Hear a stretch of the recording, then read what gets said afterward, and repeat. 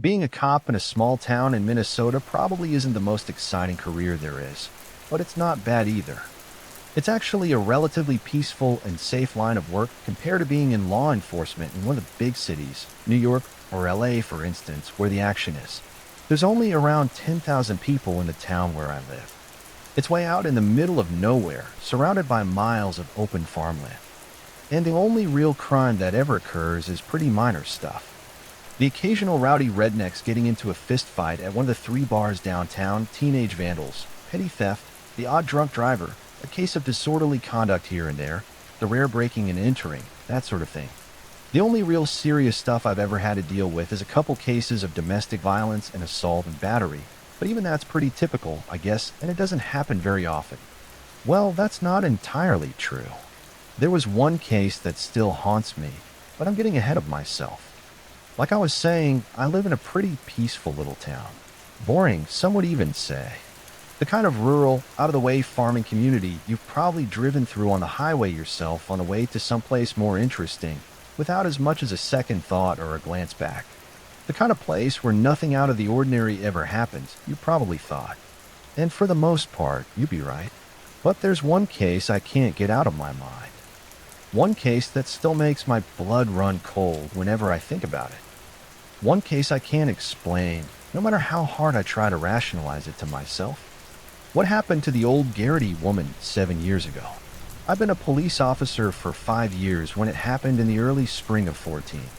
There were only 5 cops on the entire town police force.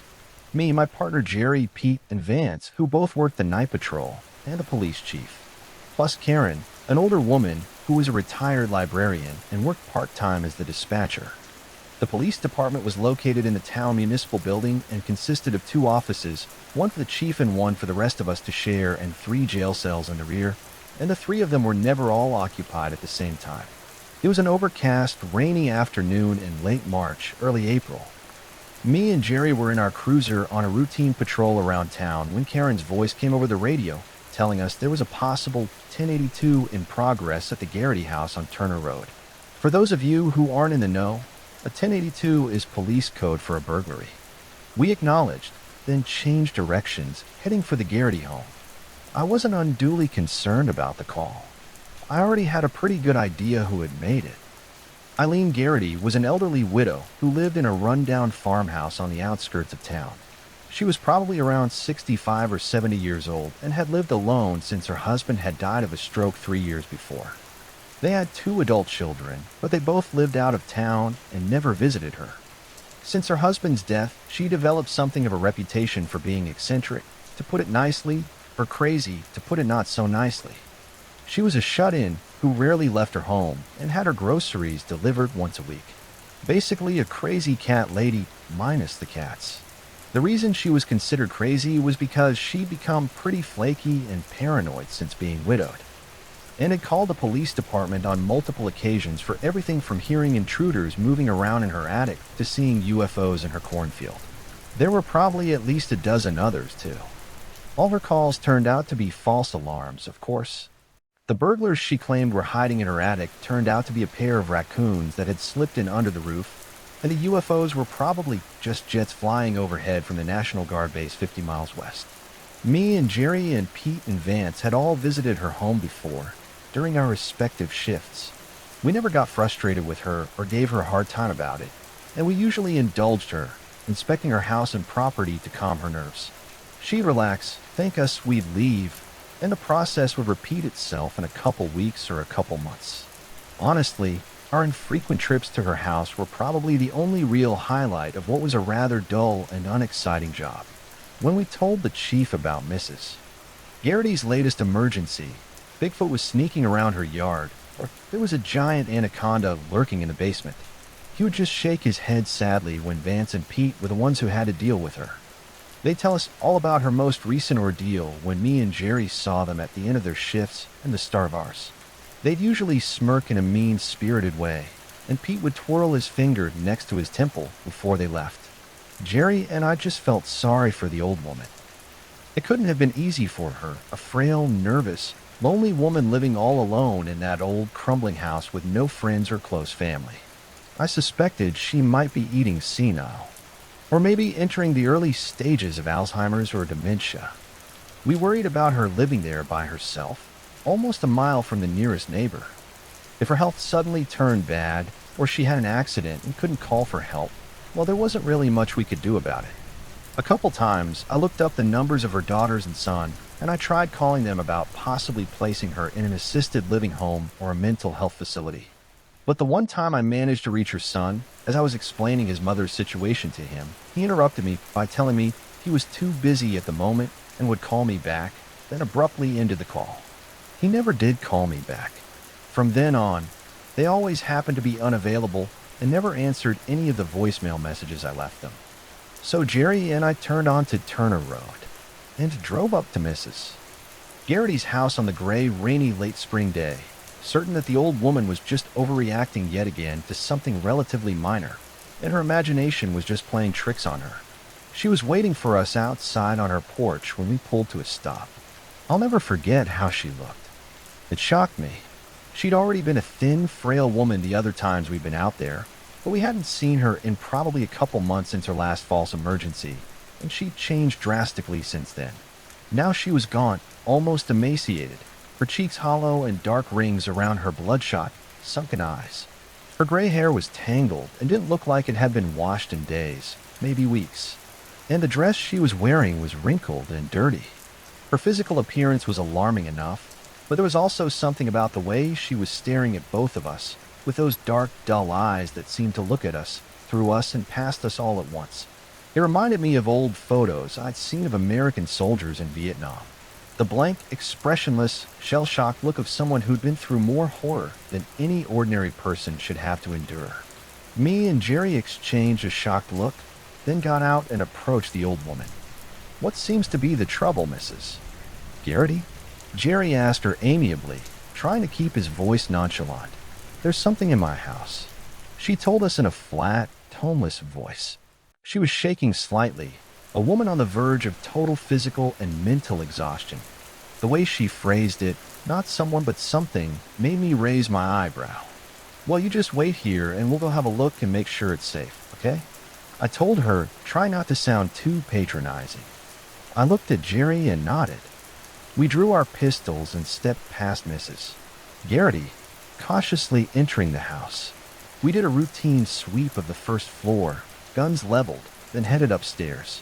It only took about 5 minutes to check out the house. We'd done it so many times before we had the layout down pat, and there was no sign of any intruders or evidence of a breaking and entering. But I saw plenty of other things that disturbed me deeply. For one thing, the place was a total mess. The house was already pretty decrepit, but Mrs. Garrity had still taken pride at how clean she kept it, and it always had been spick and span on our earlier visits. Now dirty dishes were stacked high in the kitchen sink, the counters were dirty, and trash and dirty laundry littered the floors. I also noticed that Mrs. Garrity's pillow and blankets were lying rumpled on the couch in the living room. The surface of the coffee table in front of it was cluttered with half-drunk cups of coffee, open containers of food, a Bible, and a rosary. It looked like she'd been eating and sleeping in the living room for some time. When we went upstairs, sure enough, the bed in Mrs. Garrity's room was bare, and the room itself looked like it had been vacant for quite a while. There was also something in the living room that really alarmed me. Leaning in one corner was an old double-barreled shotgun that had probably belonged to her late husband.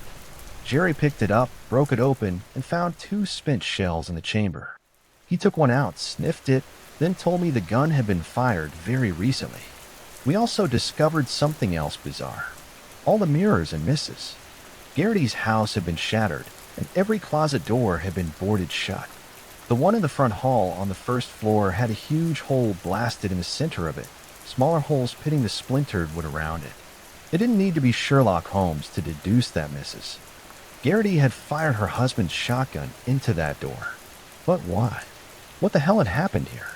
Jerry shot me a perplexed, questioning look.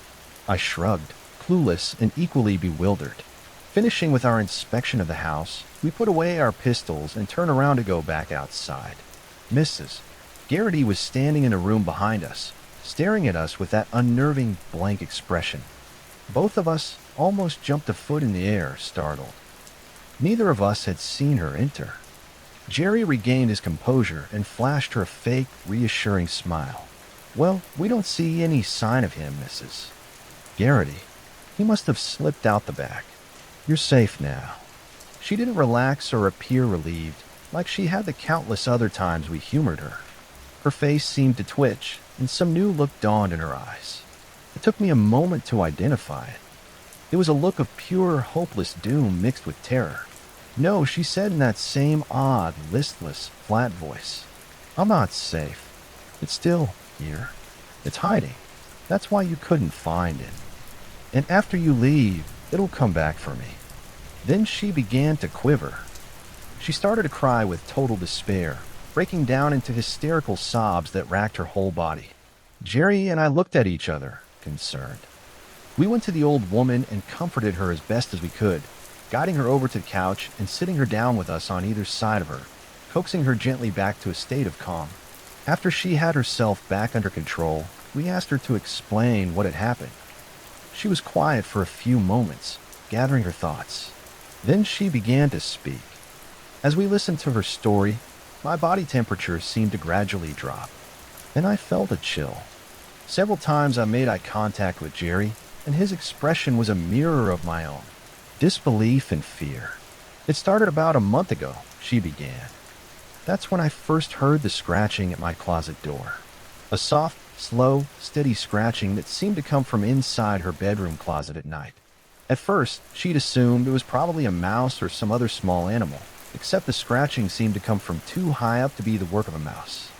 Whenever she opened the closet door, always after the scratching had ceased, there'd been nothing there. Several times, she'd started to open the closet door while the scratching was in progress to get to the bottom of it once and for all. But each time she grasped the knob, she'd been overwhelmed with a sudden, irrational sense of unease and had been unable to do it. The scratching sounded too deliberate, too gentle, too deceptively harmless, as if something was trying to lure her into opening the closet door. To be safe, she'd started locking her closet door every night. Over the next several days, the scratching had gotten louder and more intense, as if something was trying to tunnel its way through the wood. One day, she opened her closet door and found claw marks on the other side. Claw marks that were 6 feet off the ground. Claw marks that looked like they'd been made by fingernails. The horror had really started for Mrs. Garrison about a week after she'd first heard the scratching sounds one night.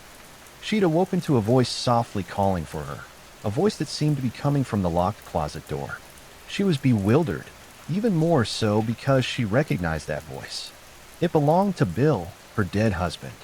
Bill's voice had pleaded for her too, to open the closet door, telling her that God had sent him down to take her up to heaven, where they could be together again and young like they'd used to be forever.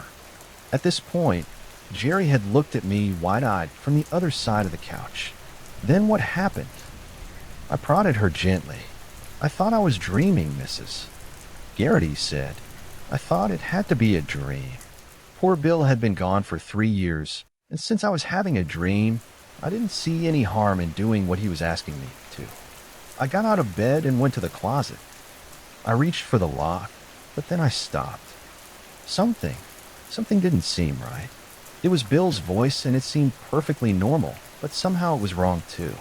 The way he was talking, it wasn't like how Bill used to talk. It was like a stranger was using Bill's voice, trying to trick me into opening the closet door.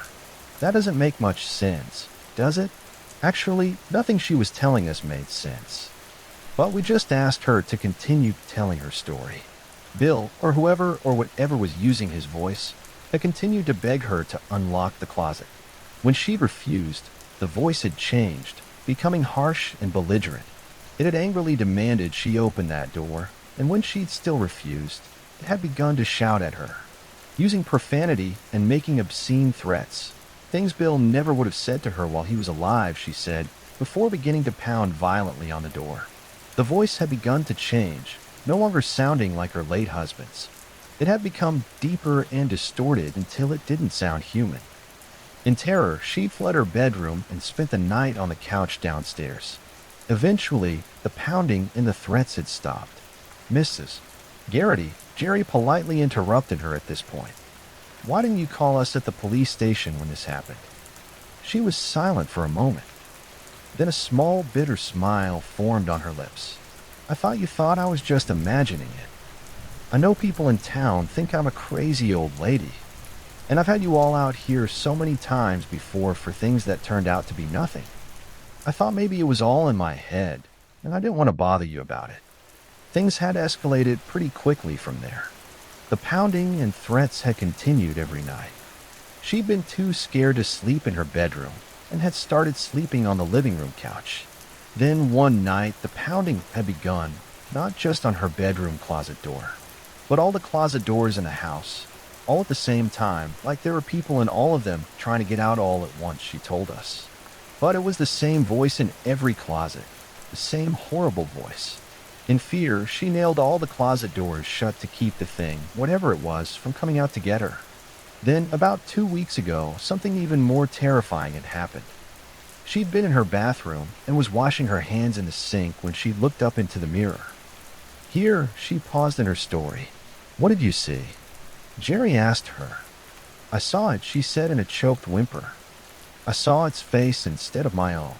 It was wearing a black robe with a hood in its face. Its face was just a grinning skull, a skull with horns. Its eyes were red, the eyes of the devil himself. I don't mean I saw it standing behind me in the mirror. It was in the mirror itself. I felt a shiver crawl up my spine. It reached out of the mirror. It didn't have hands. It had claws, and it tried to grab me. She'd thrown a bottle of lotion at the mirror, shattering the glass. Then, to be safe, had done the same to all the other mirrors in the house. How could you stay in this house with all this happening to you?" I asked her. She shrugged sadly. "I don't have anywhere else to go, and no one will take me in. The nights were awful, but it was always better during the days. At least then I could get some sleep. It always stopped by morning and never happened during the day." She suddenly shuddered. "Until 3 days ago.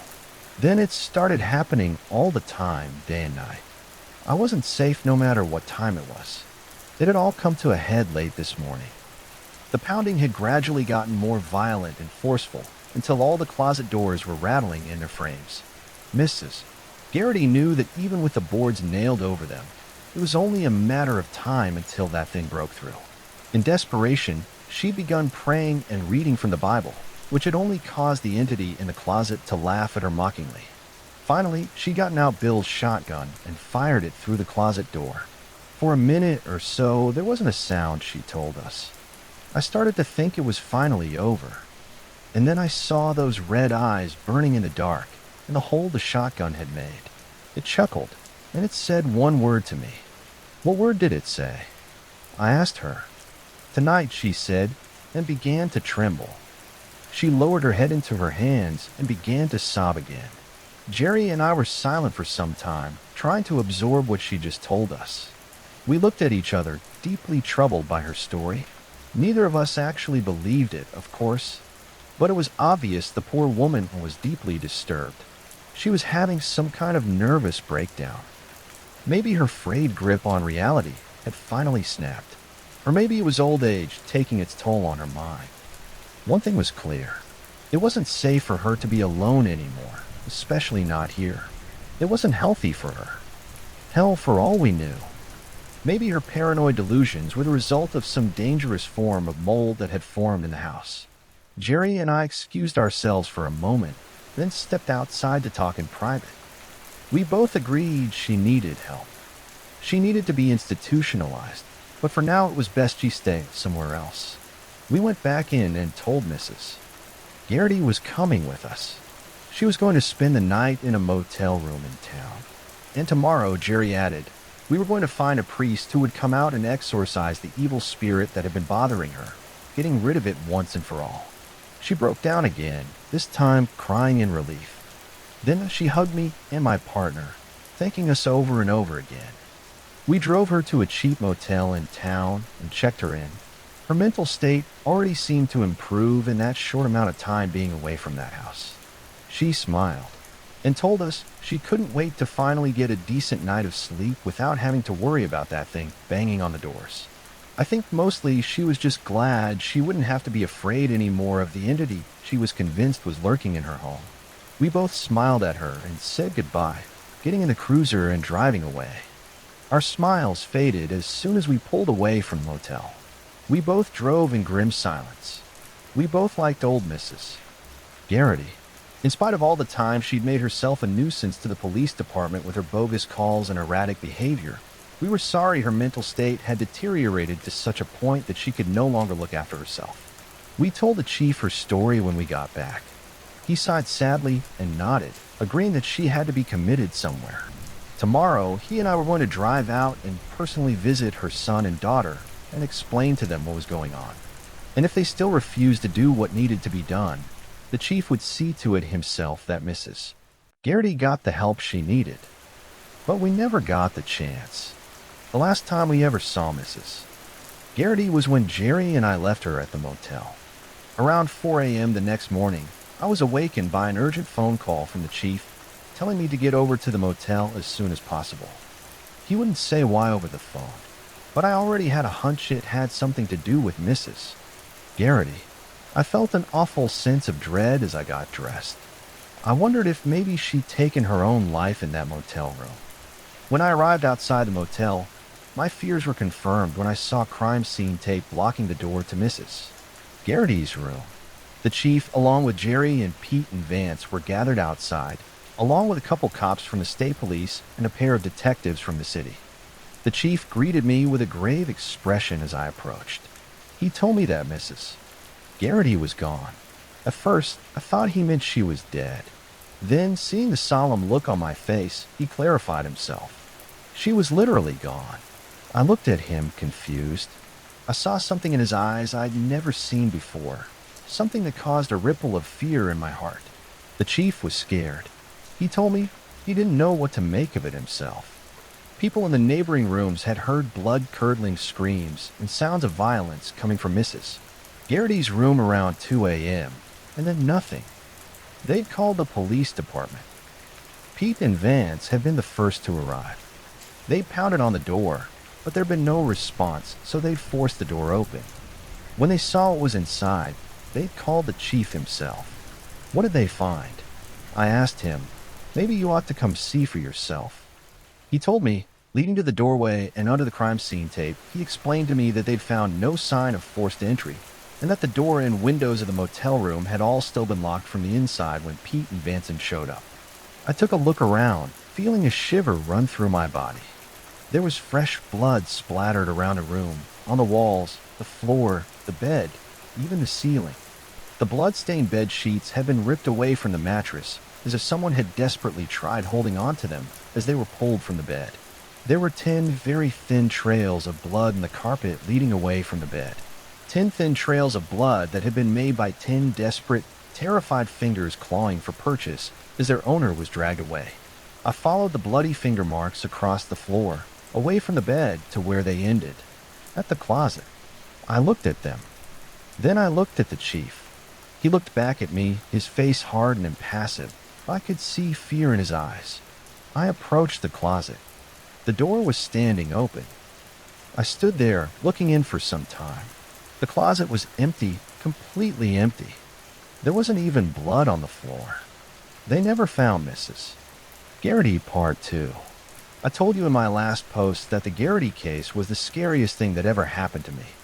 And that apart from that, nothing much out of the ordinary has ever happened to me in the course of a mostly uneventful and rather dull career enforcing the law in a rural, middle-of-nowhere town most of you have probably never even heard of.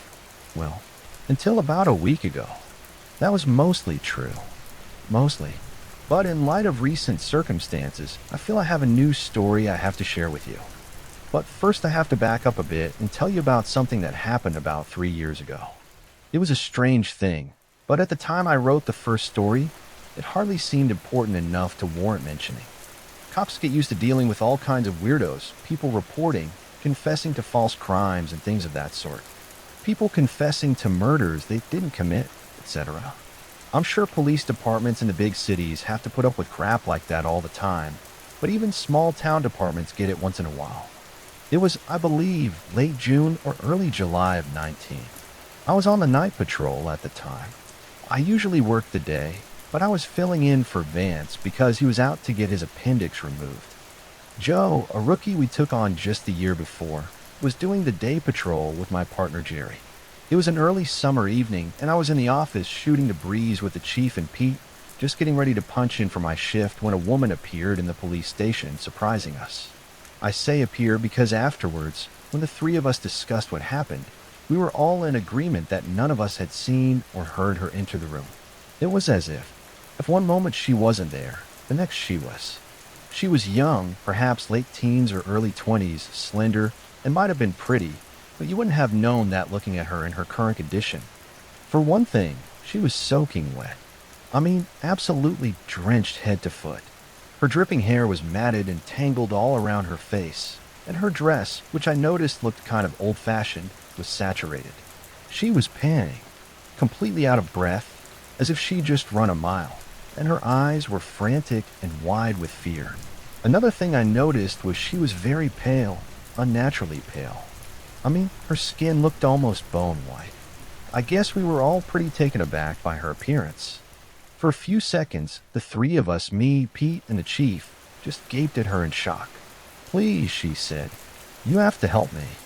The chief, who had been sitting at his desk working on a jigsaw puzzle, found his voice. "What seems to be the problem, ma'am?" He asked a little awkwardly. "Someone kidnapped me. I managed to get away. I think they were going to kill me." We all exchanged a sober look. Things like this didn't happen very often in our town. "Why don't you have a seat and tell us all about it, ma'am?" The chief asked her politely, and gestured to an empty chair next to his desk. She sat down, trembling slightly as if she was cold. The chief told Pete to go get a blanket for her, and Pete went to fetch one. The chief asked the young woman if she would care for some coffee, gesturing to the pot sitting on a table across the room. "No, thank you," she said distantly, looking past him into space, distracted or maybe in shock. "What's your name, miss?" the chief asked her. "Shirley," the young woman said. "Shirley Ann McDougal." The chief took a police report form out of his desk drawer and jotted that down. Pete came back into the office carrying a blanket, which he offered to Shirley Ann McDougal. She thanked him and wrapped it gratefully around her shoulders, but continued to shiver through the interview as if it was impossible for her to warm her body back up. "How old are you, Miss McDougal?" 19. He wrote that down. "Where do you live?" "Right here in town." "And how long have you lived here?" "My whole life." At this, the chief frowned a little. He threw a questioning look at Pete, who shrugged. Then me. I shook my head. I could see what was bothering the chief. When you've been a cop in a small town for long enough, you get to know most of the people who live in your jurisdiction. I've been a cop for 10 years at that point. Pete, who was older than me, had been one for close to 20, and the chief, who was older than both of us, had been one for nearly 40. And yet none of us had ever seen this woman, who claimed to have lived here her whole life, or heard of her before this night. "What's your address, Miss McDougal?" the chief asked her. "I live with my parents in their apartment above the hardware store they own. McDougal's Hardware on Main Street." That was when I knew there was something really off about this whole deal. There was no McDougal's Hardware on Main Street. In fact, I never heard of anyone named McDougal ever living in the area. The chief was looking at Shirley strangely, but he continued doing it by the book and didn't miss a beat. "Now, Miss McDougal, you can call me Shirley," she interrupted softly, still staring off vacantly and nothing in particular. "Shirley, why don't you tell us exactly what happened tonight?" So she told us, and her story only got stranger and stranger. I was coming back home from the movies. Me and my friends had gone to see the new Martin and Lewis comedy at the Mayan. Well, Pete interrupted her at that point, raising his hand. "I'm sorry. You say you went to the buy-in?" "Yes, to see Martin and Lewis." "Martin and who?" "You know, Dean Martin and Jerry Lewis. We want to see their new film, Partners. It just opened last week." Pete met my eyes with me. The look on his face was a combination of confusion and bewilderment. He mouthed the words. "What the hell is going on?" Shirley just went on. "Anyway, I was walking back home to my parents, and I stopped at Beckman's drugstore to get a chocolate malt first." Beckman's drugstore. That rang a bell somewhere in some distant corner of my memory. I dug for it, and after a moment it came back. Beckman's had been a pharmacy here in town when I'd been a little kid. An independent, family-run drugstore complete with an old-time soda fountain like something you would have seen back in the 1950s. It had been owned and operated by the Beckmans for 3 generations, until the last of them, old Clyde Beckman, had died back in the late 90s. His kids had sold the business, and now there was a CVS where it had once stood. I felt a shiver creep up my spine. I was going into the store, but a man approached me outside. He was an older man, maybe in his late 40s. Silver hair. He was dressed like a priest, and he had a crutch under one arm. He asked me if I could help him. He said his wallet had fallen under the seat of his car, and he wanted to know if I'd help him get it out. He was very polite. He seemed harmless, and I felt sorry for him because of the crutch. He led me over to his car. What kind of car was it, Shirley? The chief interrupted her. She thought about it for a few seconds. I think it was a Buick. Yeah, it was a dark Buick. Couple years old. Maybe a 53 or 54. A 1953 or 54 Buick that, according to Shirley McDougal, was only a couple years old. What the hell was this? Was this chick on something? Was she nuts or just pulling some stupid prank? I searched her face, trying to detect a lie, but she seemed genuinely shaken by whatever she'd been through. Did you see the license plate, Shirley? The chief asked. I just caught a glimpse as we were going around it. I didn't see the numbers, but I noticed it was an out-of-state car. I think the license plate said Oklahoma. Then what happened, Shirley? The chief prodded her gently. I knelt down, and I was feeling beneath the driver's seat for his wallet.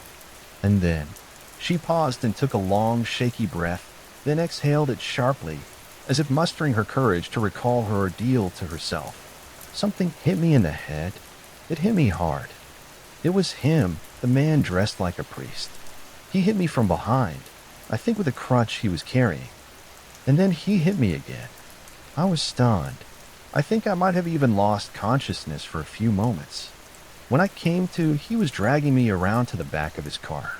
I tried to fight him off, but he slapped me and told me to shut up or he'd kill me. He called me, She hesitated. I'd rather not repeat what he said. He lifted the lid of his trunk and shoved me inside, and then he slammed it shut.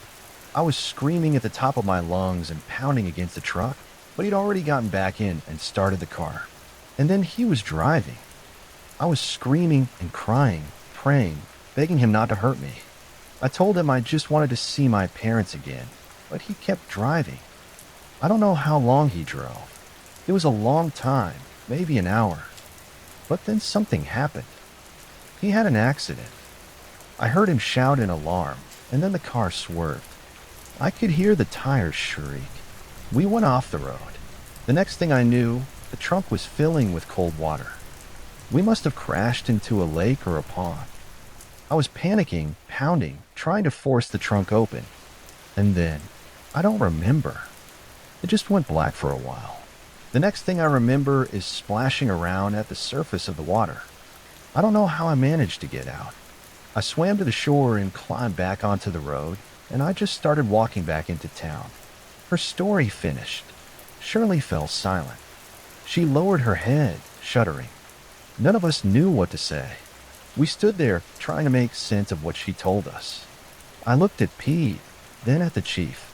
The chief looked back at me, a disturbed expression on his face. May I use the telephone? Shirley asked, looking up. I want to call my parents to tell them I'm okay. Of course, Shirley, just give us 1 minute. We want to run this guy's description out on the radio. Get an APB going so we can catch this creep, the chief told her. Standing up and gesturing for me and Pete to follow him, he let us out of the office and shut the door. What the hell is she talking about, Chief? Pete asked. That Mayim Theater went out of business when I was a kid 30 years ago. There's a liquor store there now. Yes, and McDougal's hardware is long gone too, the chief replied. Long before your time, either of you. It burned down when I was a kid, back in 67, I think maybe 68, and the McDougals went up in flames with it. Died in their sleep. Pete and I took a moment to absorb that. So what the hell's her deal? Is she crazy, or strung out, or what? The chief shrugged. Who knows? Maybe something really did happen to her tonight, and the trauma caused a psychotic break. Dissociative identity disorder, whatever they call it. He opened the office door and motioned us back in. Shirley McDougal, or whatever her name really was still sitting beside the chief's desk. She looked up as we entered. Can I call my parents now? She asked urgently as the chief sat back down. They must be worried sick about me. Shirley, the chief said, staring at her thoughtfully. Who's the current U.S. president? She blinked at him. What? Dwight Eisenhower. What's this have to do with anything? The chief looked at her for what seemed like a long time. Shirley, he asked her softly, do you know what year it is? She gave him a puzzled look. Excuse me, do you know what year it is? 1956? Why are you asking me this?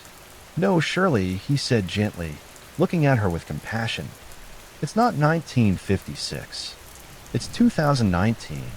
1956 was 63 years ago. She looked at him, confused. 2019? What are you talking about? Are you crazy? Look at the calendar behind me, Shirley, he told her, pointing at the bulletin board on the wall above him. Looking at him suspiciously, Shirley stood and approached the calendar. She stood directly in front of it, staring for some time. Then she backed away, her eyes widening in disbelief. No, this is some sort of trick. It has to be. She stammered, terrified and confused. Shirley, the chief said, pointing at the computer on his desk. Have you ever seen one of these before? But Shirley ignored him. Her attention had shifted to a large map of the United States on the opposite wall. She stepped up to it, studying it intently. Hawaii and Alaska, she muttered quietly to herself. She moved to the window and looked outside at the parking lot. The cars, she said, her voice rising in panic. What's wrong with the cars? Why do they look so different? We stood by the chief's desk, just watching her dumbfounded and not knowing how to react. Shirley turned to face us, beginning to shudder. She fell to her knees, clutching her midsection, her breath heaving in and out like she was hyperventilating. I think I'm going to be sick, she uttered in a low, choked voice. Please, show me where the ladies' room is. I'm going to be sick. Pete looked to the chief, who nodded, grim-faced. Pete helped Shirley to her feet and escorted her out of the office. He looked back at us, and the chief mouthed at him. Keep an eye on her. Pete nodded. Then they stepped through the door and out of sight. A long, awkward moment of silence passed at the chief sitting at his desk, distractedly toying with a piece of his jigsaw puzzle, and me standing there. Both of us were trying to wrap our heads around what had just happened. The entire encounter, from the moment the soaking wet woman had entered the police station to when Pete had taken her to use the restroom, had lasted no more than 20 minutes. I finally broke the silence, forcing out a nervous laugh to try to lighten the mood. Weird night, huh? Said to the chief. He just grunted in response, seeming preoccupied with something. So who should we call? The state cops or the hospital? I asked. He didn't answer me. He was still lost in thought, staring intently straight ahead. What's on your mind, Chief? Something just dawned on me a couple minutes ago, just when Pete and her were leaving. He looked at me, troubled. 1956 was 2 years before I was born, but McDougal's hardware store was still in town until I was 9. My parents used to do business with the McDougals. I remember something from when I was a kid, overhearing my parents talking. Something about the McDougals having a daughter that vanished under mysterious circumstances. I looked at him. Come on, Chief, you're not telling me you're actually buying into this thing, are you? It wouldn't be the first time something strange has happened in this town, he said, giving me a pointed look. I think you know what I'm talking about. I didn't answer him, but I didn't know what he was talking about. In my mind, I saw images I cared not to remember. A blood-spattered motel room, sheets torn from the bed, bloody claw marks on a carpet trailing off and stopping abruptly at an empty closet. I shuddered at the memory, and then suddenly there was a commotion from down the hall. Pete was yelling for both of us to come quickly. Shit, what now? I muttered as we hurried out of the office. Pete was standing down the hall just outside the women's restroom. He looked rattled. "She's gone," he said as we got closer. "What the hell do you mean she's gone?" the chief demanded. "See for yourself," Pete answered and pushed open the restroom door. We looked in. All three stalls were standing with their doors open. Vacant. The chief turned to Pete. "Well, where the hell did she go? I thought you were watching her." Chief, I was standing right here outside the whole time, I swear it." Pete insisted, looking anxious and scared. He muttered something to himself, something I couldn't quite make out. I asked him to repeat it. He looked at me. I'd never seen Pete look so frightened before in my life. I said she was cold. When I was helping her up to go to the restroom, my hand touched her arm. It was so cold. It was like touching the skin of a corpse. The chief shot me a grim look, which I reciprocated, feeling a stirring of fear in the pit of my stomach. This was too much like what had happened back in 14. The chief and I entered the women's room and looked around. There wasn't much to see and no obvious place to hide, 3 empty stalls and a sink. There was a small window directly above the sink. I approached it, certain I was going to find it locked. But the latch was unfastened. I felt a weird sense of relief at that this avenue of denial, this fallback position of logical explanation hadn't been blocked, because otherwise. "Chief," I said, "window's unlocked." Outside quickly, he ordered me. Me and Pete hastily followed him down the hallway to the main entrance of the municipal building. We went outside and looked around. All we saw was the front lawn of the building and Main Street beyond it, mostly deserted on this early summer evening. The window in the women's restroom faced the left side of the building. We went in that direction, but when we turned the corner, there was nothing there, no sign of the mysterious young woman who called herself Shirley McDougal. I looked up. The window was about 10 feet above the ground. And while small, it was not impossible for someone with a smaller build like Shirley to have squeezed through it. What I'm getting at is that it was conceivable for her to have escaped out the window, dropped to the ground below, and then disappeared into the night. The grass had been recently mowed and it hadn't been raining, so the ground hadn't left any footprints we could see to determine which direction she'd gone. We looked at that window for some time. Finally, the chief lowered his head and emitted a slightly shaky chuckle. She must have closed it behind her before she jumped. "Guess she was not," saw the chief, Pete said. "Guess so. Or lying or on drugs, or who the hell knows." But that troubled, disturbed look was still in the chief's eyes. And I think he was trying to rationalize what had just happened as much as I was. "Let's go back inside," he told me and Pete. And that's just what we did. It was easier for us to believe that we'd just been dealing with some deeply disturbed young woman, or a flake looking for attention, because otherwise we would have to accept that we've been questioning a ghost that summer night. The chief did report the incident to the state police, and they put out an alert for her. But nothing ever came of it, and we never saw or heard from Shirley and McDougal ever again. I did some research in my free time just out of curiosity, or so I told myself, searching online and looking through old newspapers and town records. There really had been a young woman named Shirley Ann McDougal, the 19-year-old daughter of Wilbur and Harriet McDougal, the owners of McDougal Hardware. And she really did disappear one night, back in early August of 1956, never to be seen or heard from again.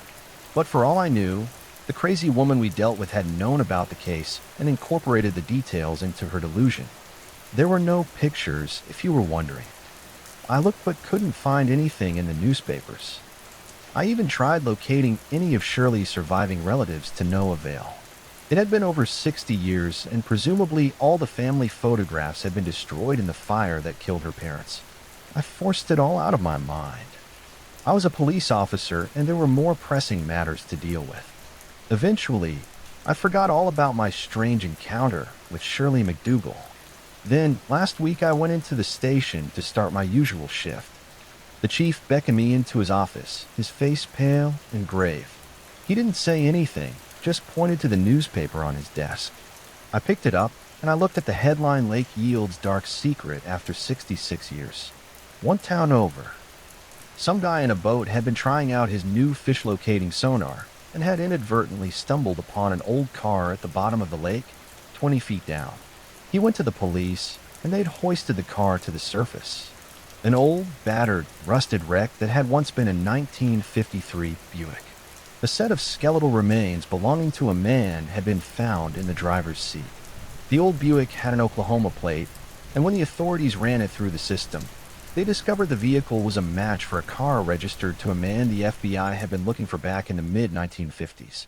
A drifter and convicted offender they suspected of being a serial killer, or a spree killer as they called them back then, who was believed to have abducted and murdered up to 10 young women in 6 different states. His last intended victim had managed to escape. She claimed a man dressed as a priest had tried to lure her into his car and then overpower her.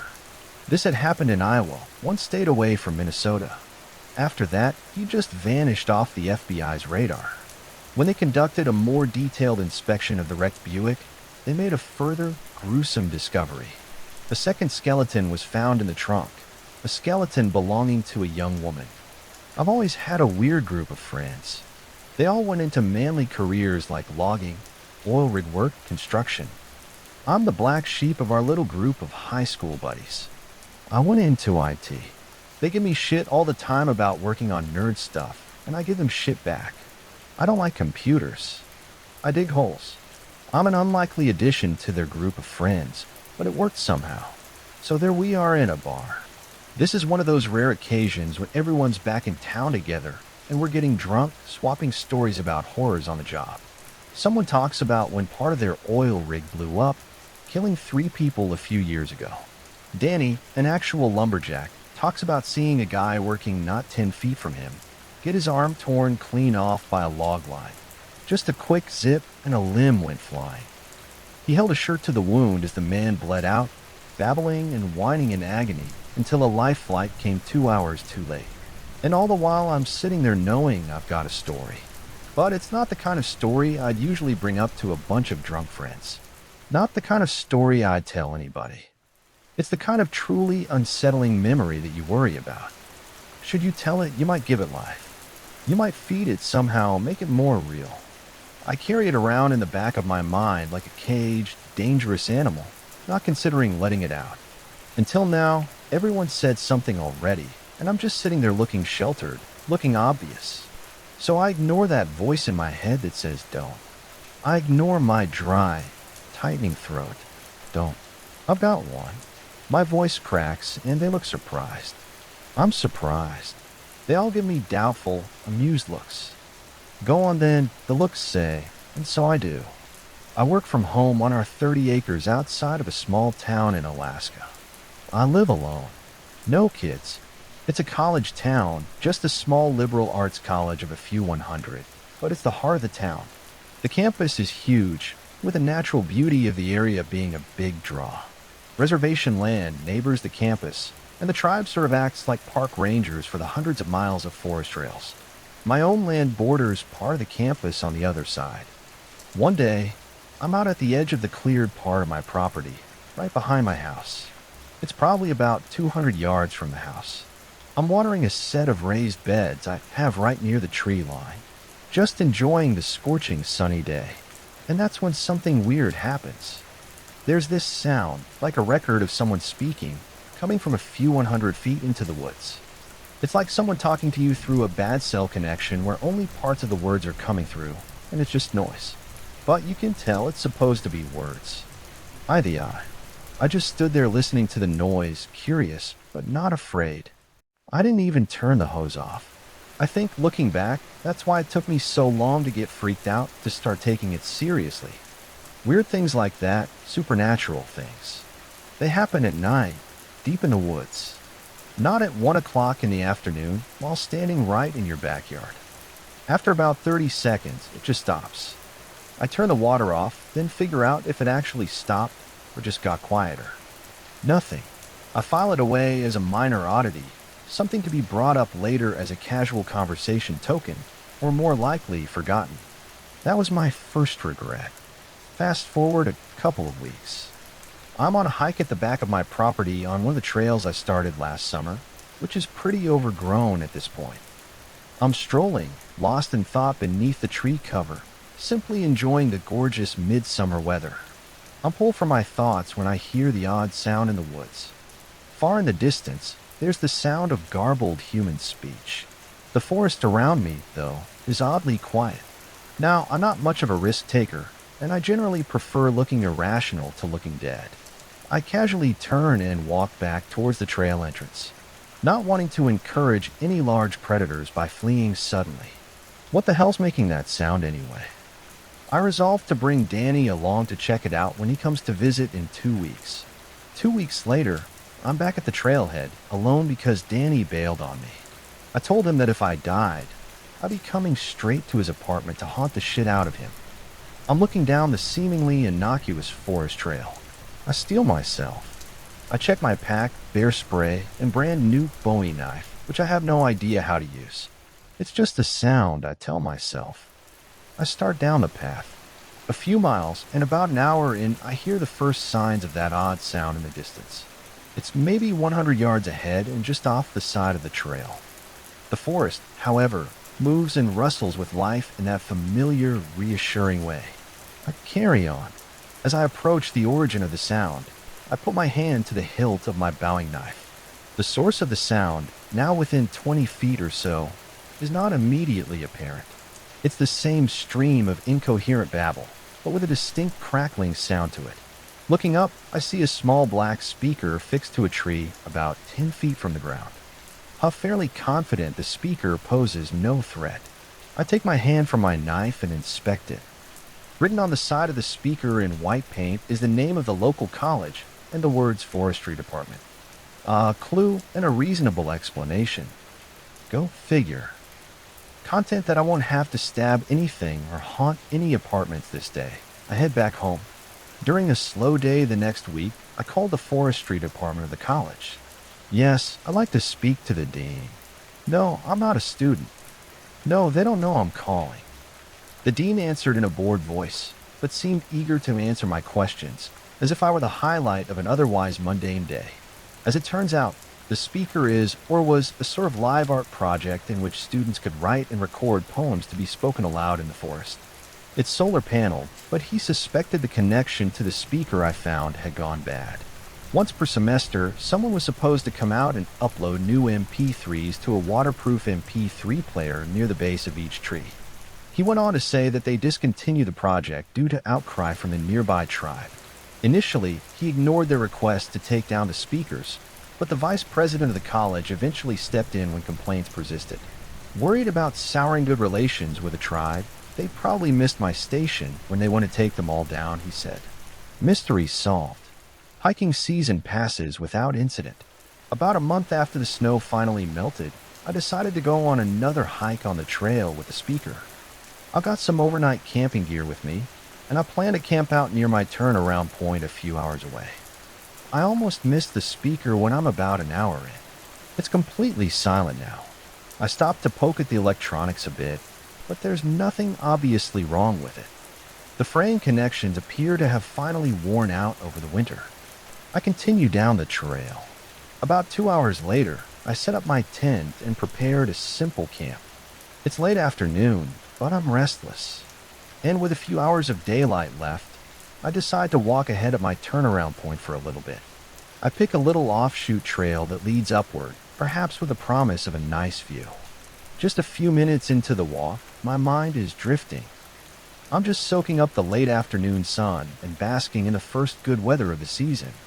I've picked the perfect time to explore. Damn, this is nice, I think to myself.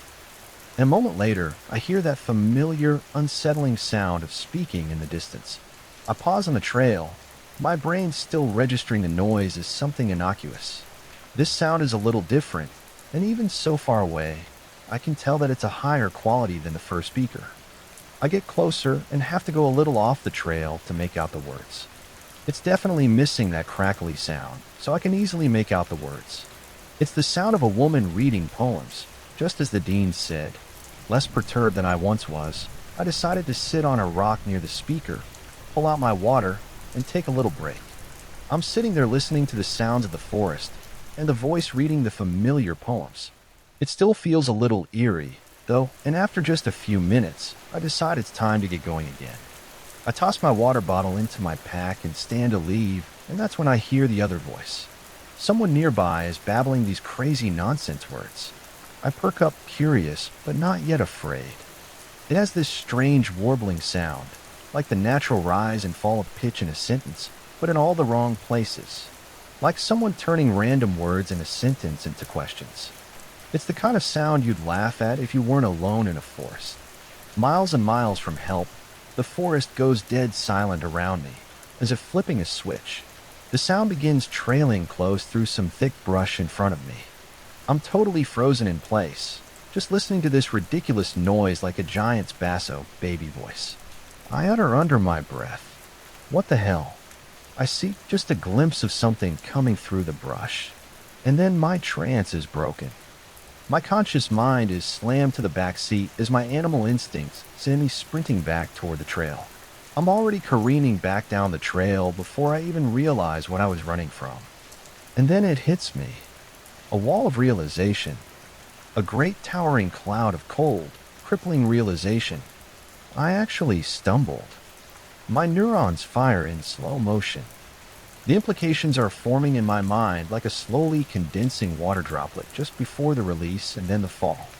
My chest tightens and I take a sudden sharp breath. It was a hand, some kind of elongated, grotesque hand reaching through the brush, a body to match that distorted voice. It's then that I hear it again on the path, right behind me. What the hell? It warbles, like it's learned a phrase for the first time, and it's trying out loud. And then I'm running. I'm barely touching the ground, feet flying down the tight forest trail in the late afternoon sun. Tree branches are slapping at me as I barrel down the path, careless, mindless. My nerves are on a knife's edge for the entire sprint back to camp. Ears pricked, skin covered in goosebumps. I enter a clearing and slow to walk cautiously into camp, my hand hovering lightly over my Bowie knife.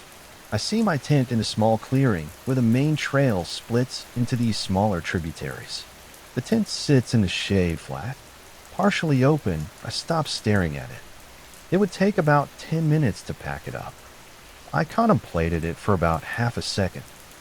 No. And then I'm moving again, back on the main trail. Now I'm holding a sustainable jog, but about 30 seconds later, I slide to a stop because I hear something new, and then I hear nothing. A quiet deeper than anything before. No distant birds. No rustling leaves. No quiet breeze or chirping insects. There's only complete and unnatural silence. It's almost suffocating. It's like having a giant glass jar drop around me. 1 second, there's a rich blanket of forest sounds. And the next, it's like I'm in a vacuum. I freeze. I can feel my heart pounding out of my chest. But otherwise, I'm as silent and still as the forest around me. The air is hot still and dead on my sweaty skin, like standing in a silent summer attic. An odd thought occurs to me, an intuition that I shouldn't move. People always get that feeling like they're being watched, but it isn't quite like that. It's not like being watched, it's like I'm being examined. And my gut's telling me to blend in, to do what the bugs and the birds and the trees are doing. Sit still and wait. Do as they do. This isn't something you run from. Do as they do and survive. So I wait, frozen in an awkward position, mid-stride, mid-breath, refusing to even blink or look around. I stand there, like a store mannequin in a closet, watching through wooden slats as something very bad looks back at me, trying to figure out if I'm actually a mannequin or just something pretending. We look at each other like that. This force, and for 10 seconds, my head is swimming with terror. 20 seconds, my lungs are screaming for air, and my heart is pounding. Still, it examines me, and suddenly the gaze is broken, its focus on something else. My vision narrows to a pinpoint because my brain is clamoring for oxygen. Far off, I hear a rustle of leaves, and then slowly it comes my way. Not the rustle of a creature, but a great collective exhale from the forest. The sound of the forest returns in a great sweep past me. I bend, put my hands to my knees, and join in with a heaving gasp of my own. The rest of the trip back is a barely restrained panic.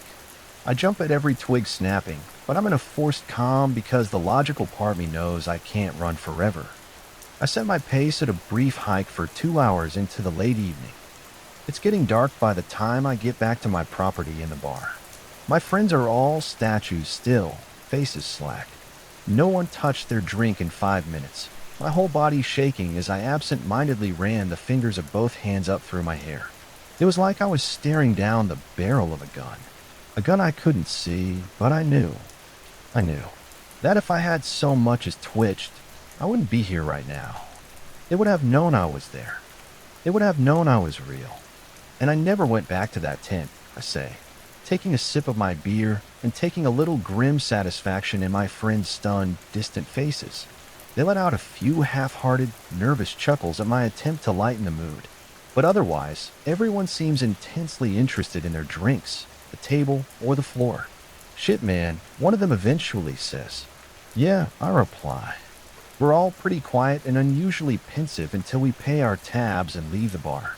On the way out, one of my buddies pulls me aside and asks, was that really true? All of it, I mean, I just sort of squint and look up at the stars in the Alaskan sky. Eventually, the words I'm looking for come to me. There's shit out there that no one can explain, things that don't have names. And I think every now and then someone comes across one. The smart people, the lucky people like me, are the ones who get to tell their stories. He looks at me for a moment longer. Then, seemingly content with my answer, he nods and walks to his car. Night, he says. Of course, I don't tell him there's more. I don't tell him it wasn't some ethereal, invisible force staring me down in the woods. It was a monster.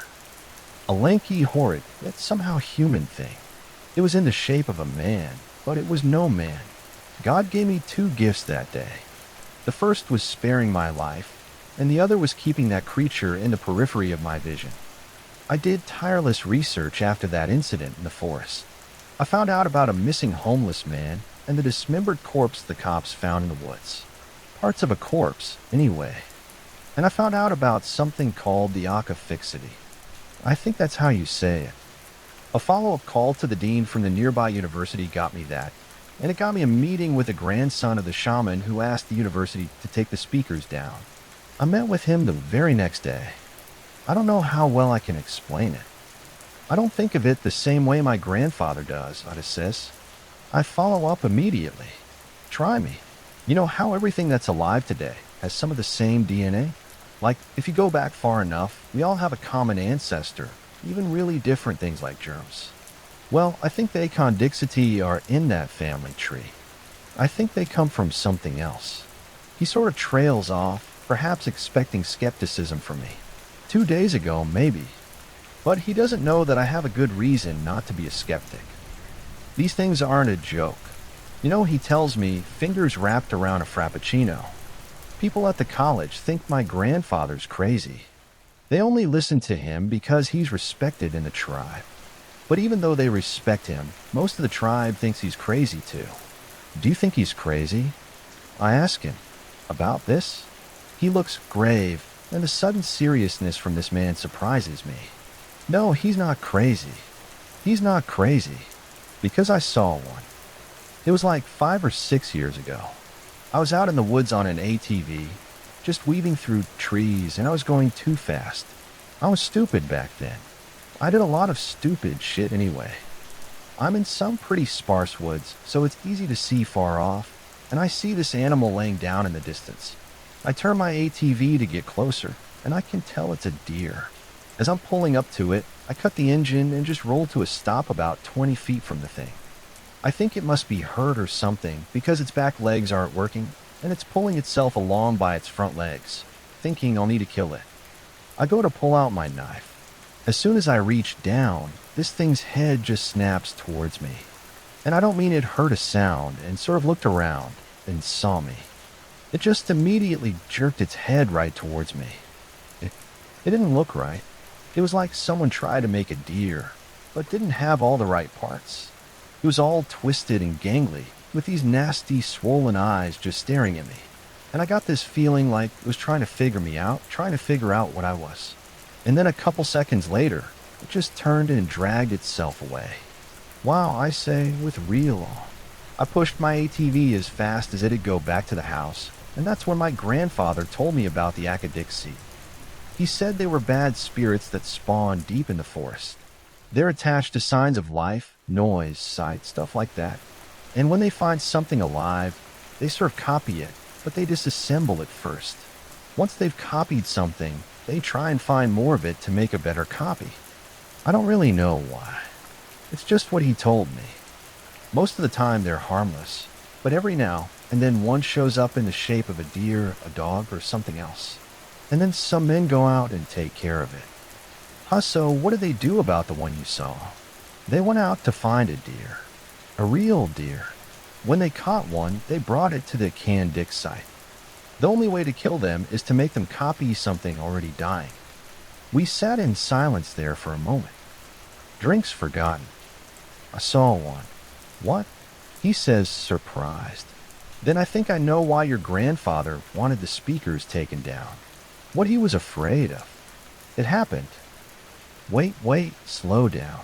What are you talking about? There's a human ecodicity out there.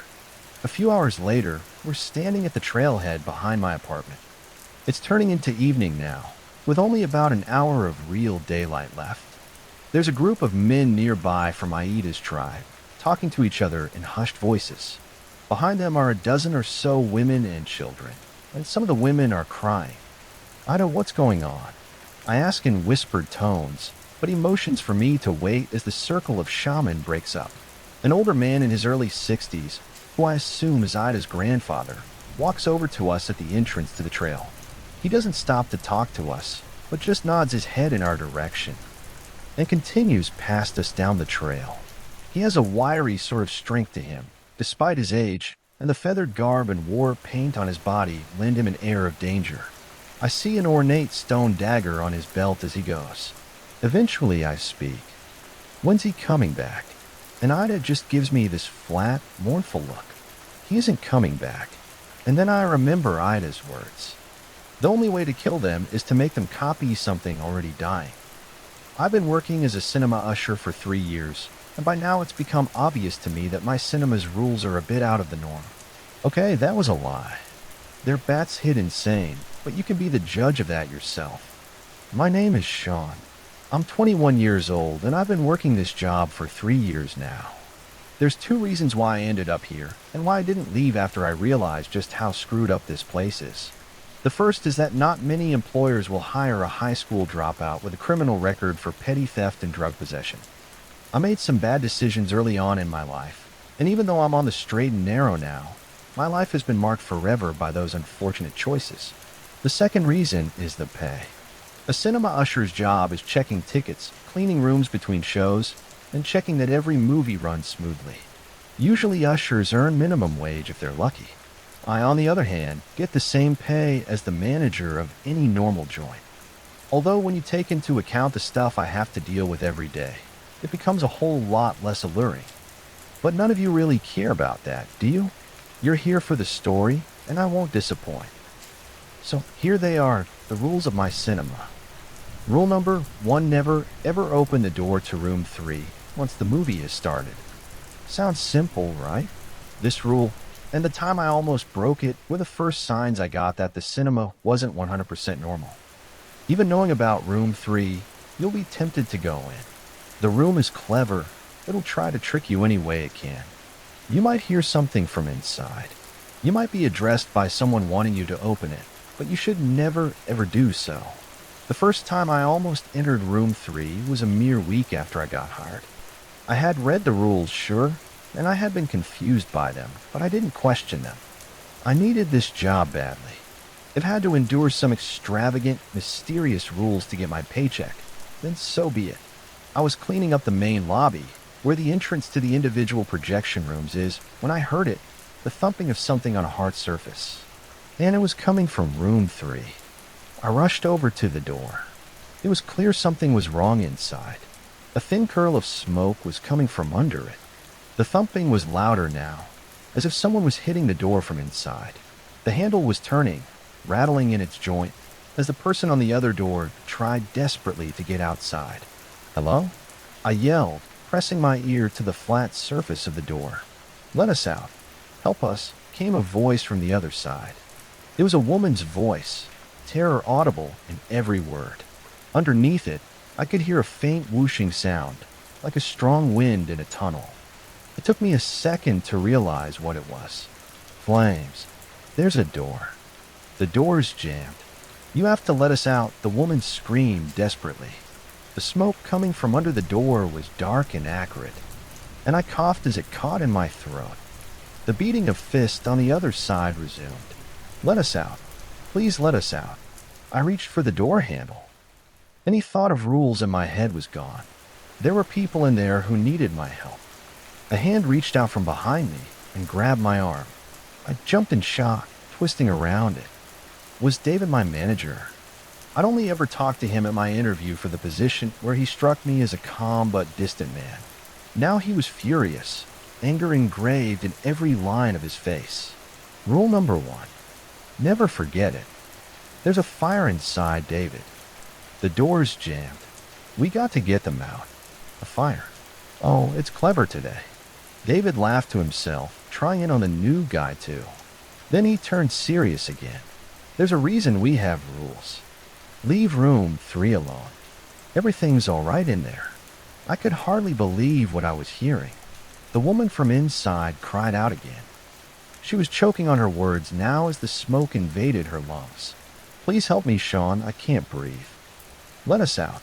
David laughed again. You can hear her, David. They're going to die. I yelled, incredulous as to how he could be so heartless. Well, I wasn't going to let people die because of him and his bats hit crazy rules. I reached for the door handle. David looked me dead in the eyes. How does she know your name? I stopped short.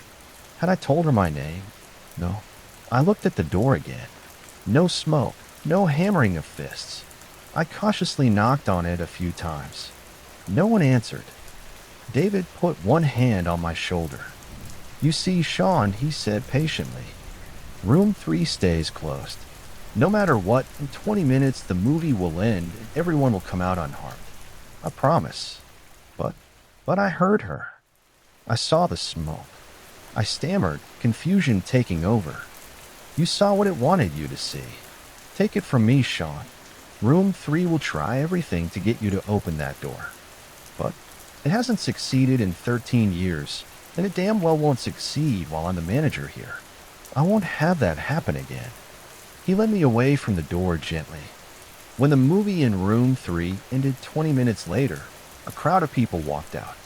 Everyone was unharmed. I checked the room afterwards. There were no signs of fire anywhere. Rule number 2. If you see a man dressed as a movie character leading children away from the lobby, notify the manager immediately. You know how a lot of cinemas hire people in costumes or suits to promote new movies? Like when a new Star Wars movie comes out and you have guys in stormtrooper armor walking around the building to hype people up. I hated that sort of stuff even before I started working here. One of the odd jobs I took up after dropping out of school was at a seedy, run-down amusement park outside town. I had to wear a rancid, unwashed fursuit of the park's mascot for 8 hours straight, 6 days a week. Even seeing one of those things nowadays makes me gag. Now, Rule 2 is a bit of a mystery. I've only ever had to follow it once, and I'm not even sure what really happened. But it's an interesting, albeit gruesome story, so you might enjoy it. The day it happened was our premiere of Avengers Infinity War. The manager had hired several cosplayers dressed as the main characters to walk around the lobby and take pictures with fans. Now, I was generally okay with that, despite my past experiences. The thing that made me nervous was how before the shift began.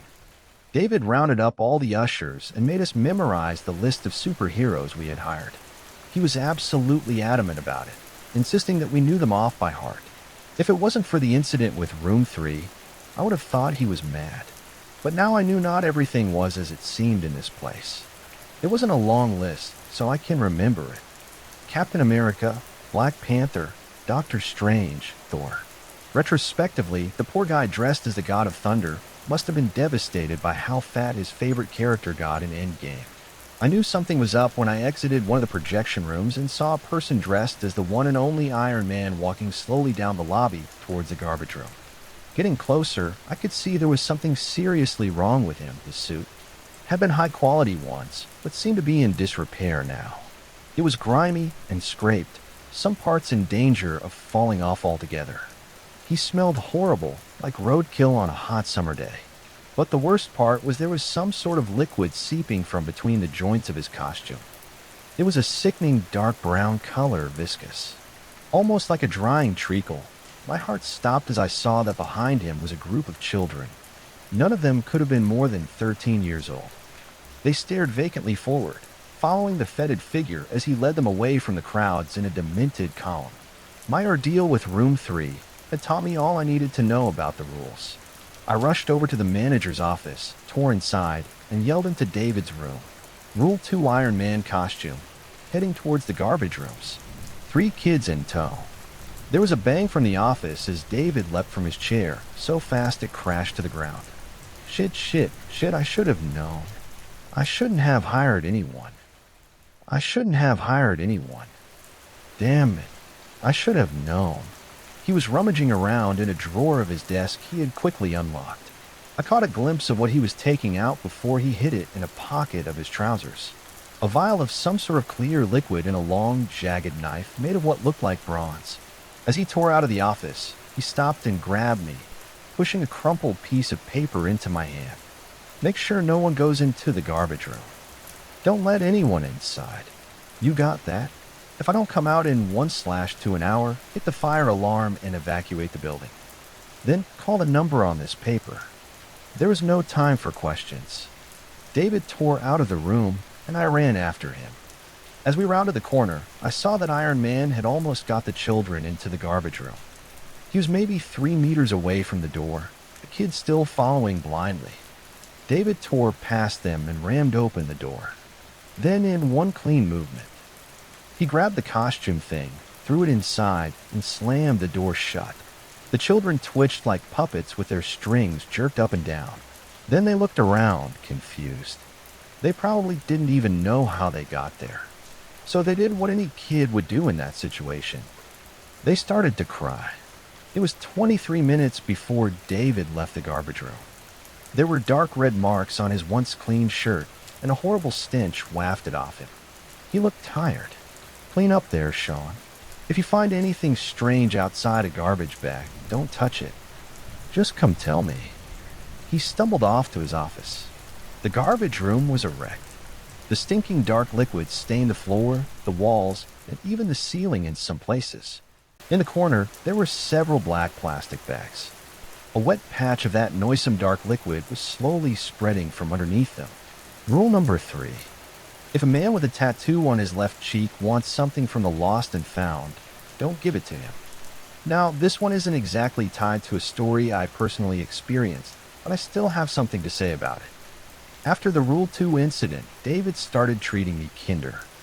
I guess he trusted me a bit more, since he knew I'd learned my lesson and understood that the rules weren't there for benign reasons. They were there to protect us all. I was curious about Rule 3 after some time. I summoned the courage to ask about it, so before one day's shift, I walked into the office and cautiously asked, "David, I'm sorry to bother you, but I was wondering if you could tell me more about Rule 3 by any chance." David smiled wryly. "Curious, are you? Don't worry, I would be too." He began rummaging about in his drawers and file folders. Eventually, he handed me several yellowed papers stapled together in the corner.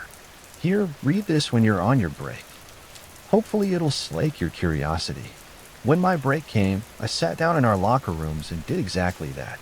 The papers were actually several newspaper articles stapled together at first. I was 15 years old. Gruesome triple homicide. Family murdered in their own house. Sole survivor tells horrifying story. The neighborhood that was censored by me was left in shock yesterday after police found a gruesome murder scene in a house of local residents, the Prescotts. Of the family of 4, there was only one survivor. A 13-year-old censored by me, Prescott, who was found bound and gagged but otherwise unharmed in his family's living room next to the mutilated remains of his parents and older sister. Found at the crime scene was an umbrella which the survivor claims his mother had forgotten after the family's visit to the local cinema earlier that week. Cinema manager David told our reporters that the umbrella had been picked up by a tattooed man the day before the murder, who claimed it was his. Police are looking into the possibility this man was connected to the crime, but so far their search has proved unsuccessful. The next two articles were 12 and 5 years old, respectively, and published by different newspapers, but they told much the same story. A mass homicide. One mentioned an item from our lost and found being found at the scene from the crime. The other didn't. But David had written underneath in pencil, the same man. What does the tattoo mean? I need to make a rule about him. The last article was what really creeped me out, though. It wasn't modern. In fact, it was just a printed photo of an ancient-looking page. The year printed at the top announced it to come from London, 1899. The writing was hardly legible, but the headline told me all I needed to know. Fear the stage. London theater shuts down amid murder spree as mysterious killer claims forgotten items. Some rules are harder to follow than others, and some come up more often.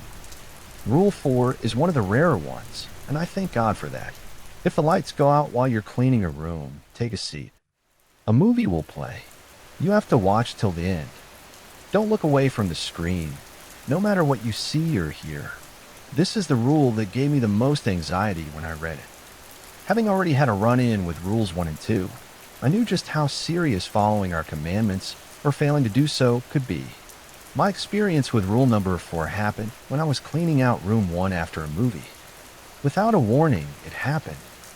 The thing I'd been dreading for months at that point. The lights went out. There wasn't a pop, like a light bulb going off. 1 second, I was in a well-lit room. Next, I was standing in pitch blackness. I froze. Even though I'd been mentally preparing myself for this for weeks, I froze. Take a seat. Damn you, take a seat. Finally, my limbs obeyed my mind. I leapt for where I hoped the nearest row was and rammed myself down into a place. Just in time, the screen lit up, filling with static, before resolving into the image of a dark, dank cellar. The image quality was ancient, like some Super 8mm film from the 90s. Through the grainy screen, I could make out that there was a single chair in the center of the room tied to it. I was a young man. He was struggling against his bonds, and I could tell he was injured. Narrow streams of blood streamed down his face from an injury above his brow, and his arms were rubbed raw from the ropes. There was something terribly familiar about the prisoner. Not his face. I'd never seen that in my life, but his clothes. I froze as I heard something move behind me. It was the creak of a cinema chair. My back crawled. Something had just sat down behind me. It took all my willpower not to swivel around or to jump from my seat and make a break for the entrance. I fixed my eyes on the screen, praying for this to be over soon. The man on the screen had stopped struggling. He was looking at something behind the camera.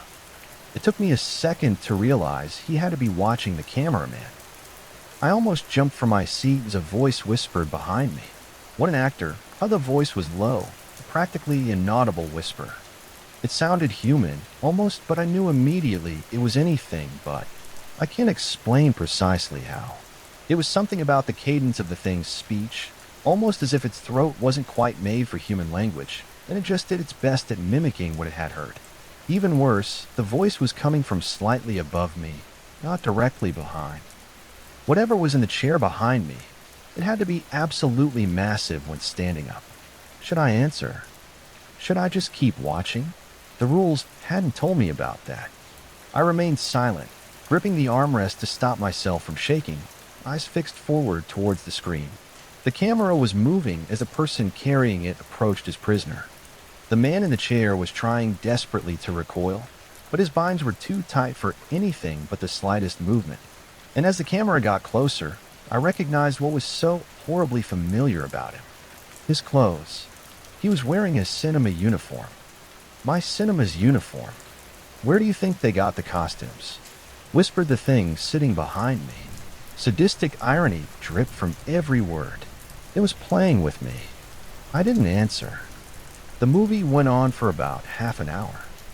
I won't tell you exactly what I saw. I don't want to think about it more than I have to. I'm not sure that stuff would be allowed here, not even in description. Suffice to say, I wouldn't wish such a fate upon my worst enemy. At one point, I retched and vomited over myself on the floor. As my stomach convulsed, I almost took my eyes off the screen And at that moment, I felt the thing's hot, stinking breath on my back. It wanted me to look away. It wanted me to give in. I looked up, again fixing my eyes on the gruesome scene playing out on screen. The thing behind me spoke only once more before the lights came on as abruptly as they had turned off. It sounded frustrated, angry even. You know the saying, Sean, rules are made to be broken. Or at least that guy thought so. I wish I could end the story there, but unfortunately, there's just a bit more to it. Because the guy on the screen had been a worker here, because he had died.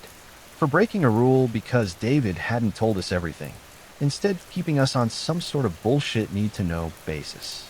Someone had suffered a fate worse than death because of his secrecy, and I would have him explain himself. Still covered in my own sick and cold sweat, I stormed through the lobby, ignoring the disgusted looks of the customers there. I slammed into the office. David looked up calmly. Rule 4 or Rule 11?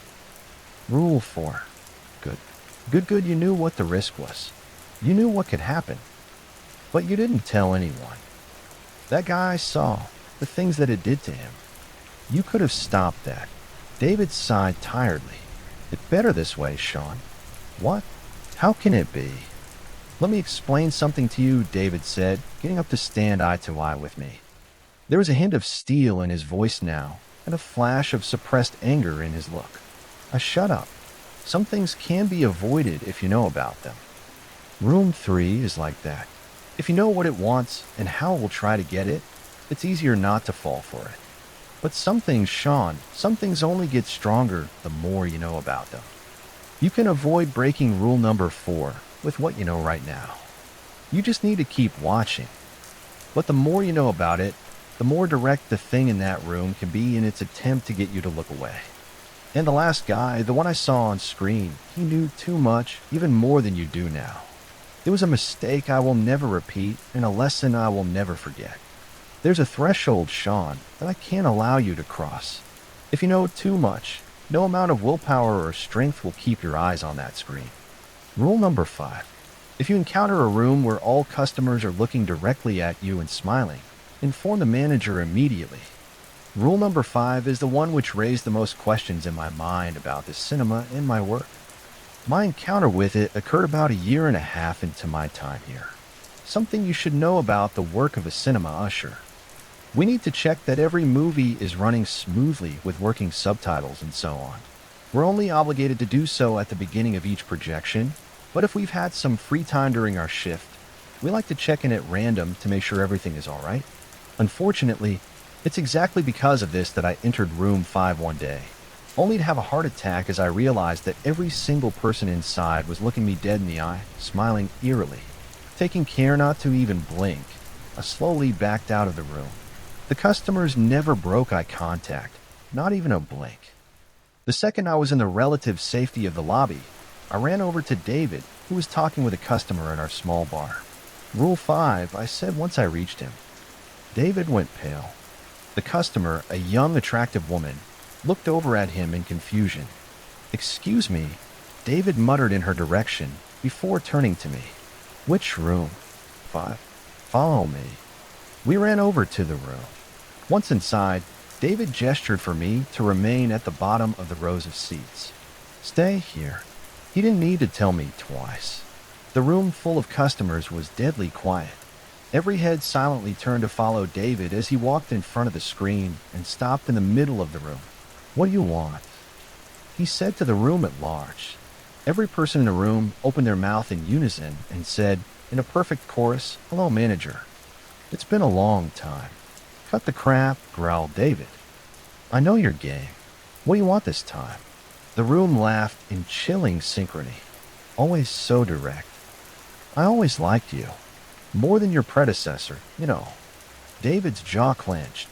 His hands were rolled into fists. I'd never seen him this angry. "Just tell me what you want," he hissed through his teeth. "Tell me what you want. And let these people go." "Ah, so impatient, so eager to get it over with," the crowd answered. "I want you to open room 3 right now." David went pale. "No, ask something else. There are lines I will not cross. There are rules." The things behind the eyes of the crowd laughed as one. Ah, yes, your precious rules. You think they can stop anything? They stop nothing, David. They only delay it. Giving the information for free, David said sarcastically. You've changed since the last time we talked. I only tell you what you already know, and my price does not change. You will open room 3 again. For the first time, David hesitated, only for a second, but the things noticed and laughed cruelly at him. I've already told you. I won't do it. That rule is never broken, he said finally. Do you forget your history after a mere 13 years? The crowd sneered. The fate of these people is in your hands, David. You know what happens to them when my price is not paid. Do you seek to atone with this meaningless resistance for the sacrifice that was made because of your mistake? I don't atone, David hissed, and I made no mistake. Will the one who you miss so dearly agree? I think not. The thing's intoned. There was a charged silence. Then the crowd spoke again. The price has been paid. These people are safe. David blinked in confusion. What? What price? Room 3 was never the price. The anguish of your remembrance, as well as the unanswered questions that will now plague this servant of yours. Worth the price, you bastard, David whispered.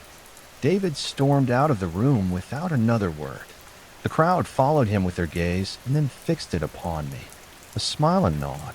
Then the crowd looked up as one and shed their identical behavior. A hidden tension was released. They were free.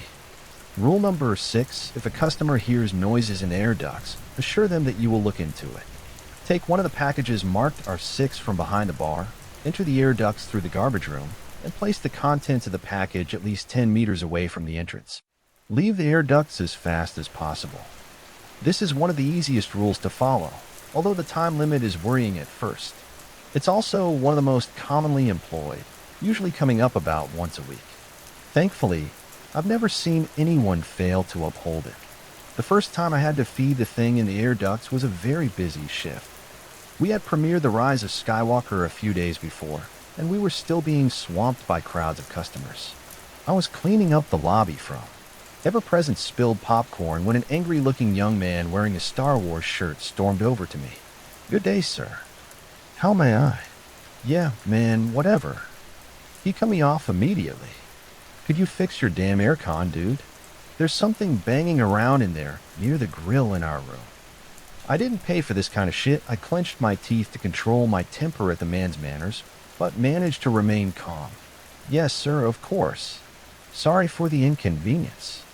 David will probably forgive you for letting a room of people die at the hand of God knows what, but he won't allow you to be rude to customers. He's just like that. After the customer had stalked off again, I got one of the marked packages from behind the bar. It was strangely heavy, and I could feel moisture seeping out from inside it. Doing my best to ignore it, I crossed over to the garbage room and opened the grill covering the air ducts. I could hear whatever the customer had been complaining about. A fast tip-tap sound, like fingers drumming endlessly against the side of the duct. My skin crawled. It was uncomfortably too close to the sound of dozens of long, thin legs.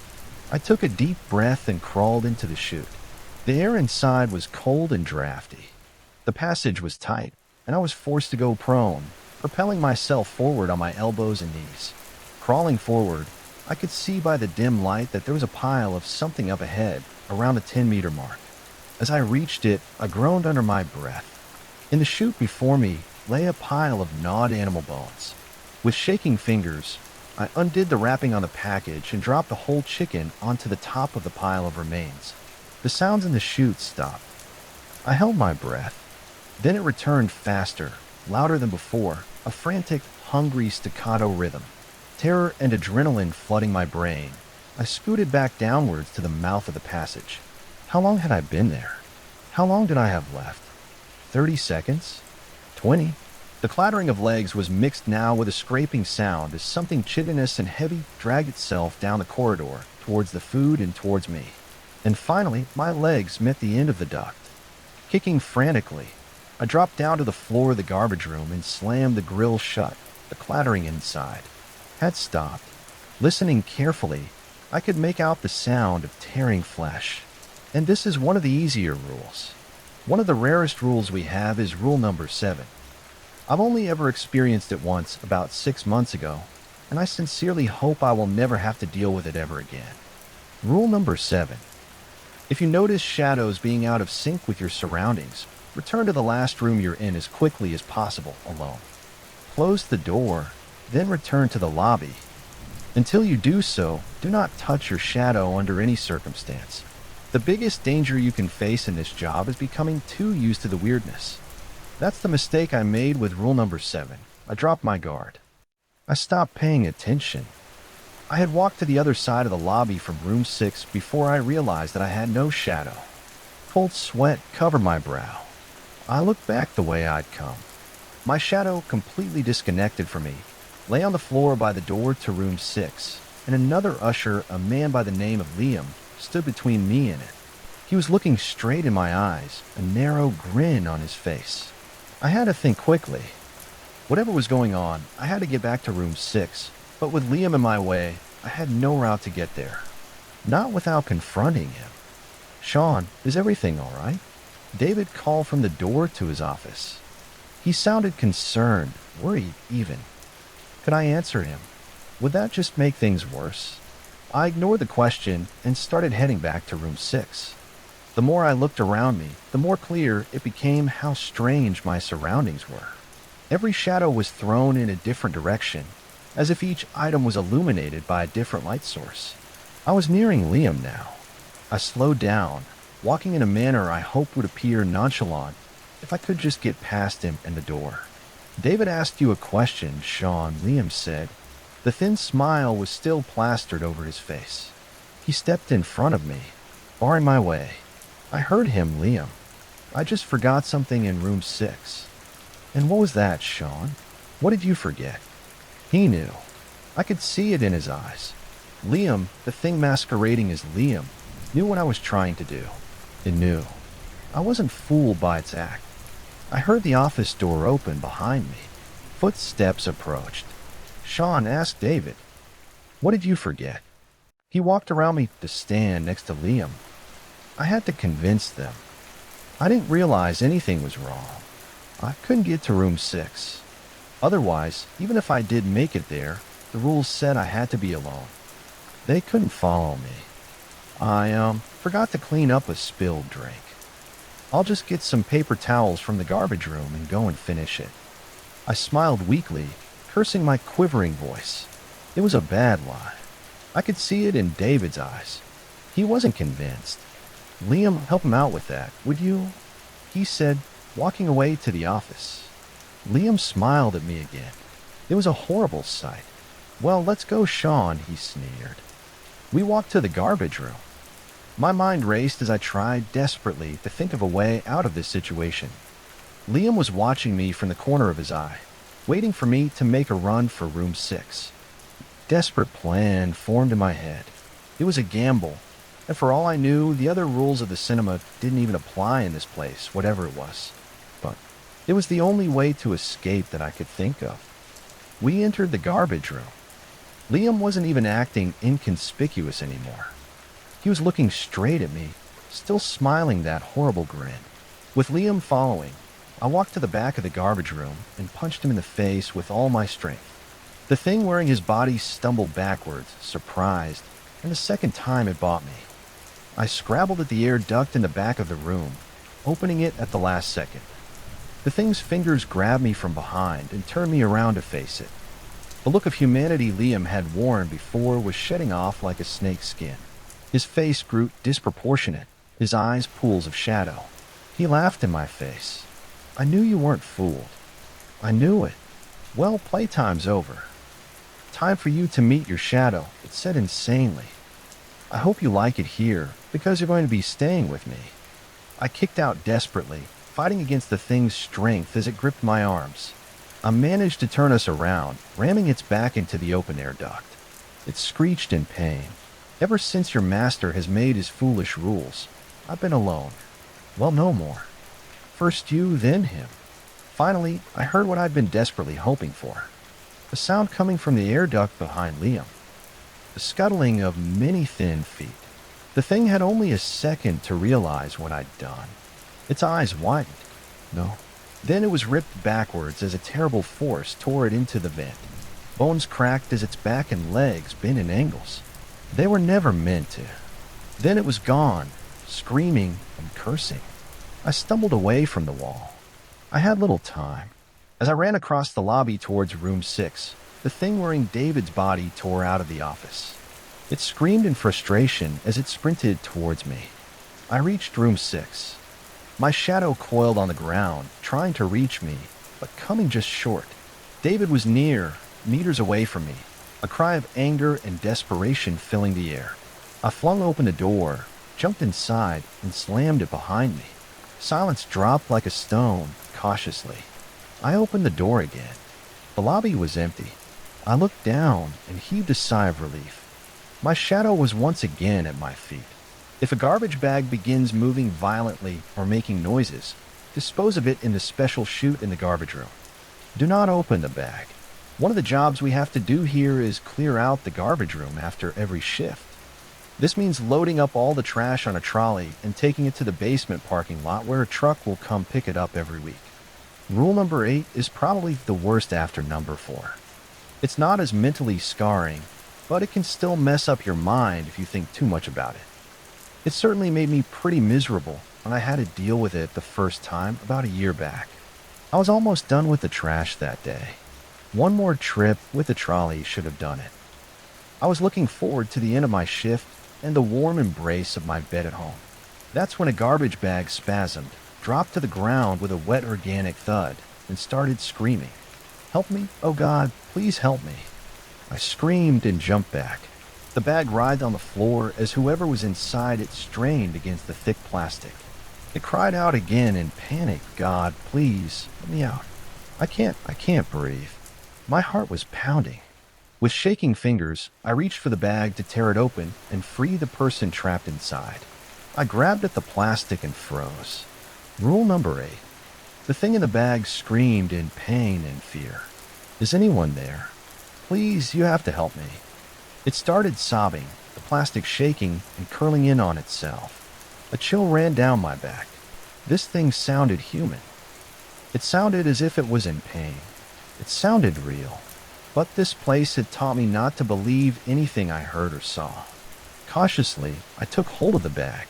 A hand shot out of the writhing mass and grabbed my arm. I yelled and stumbled back, breaking the thing's grip.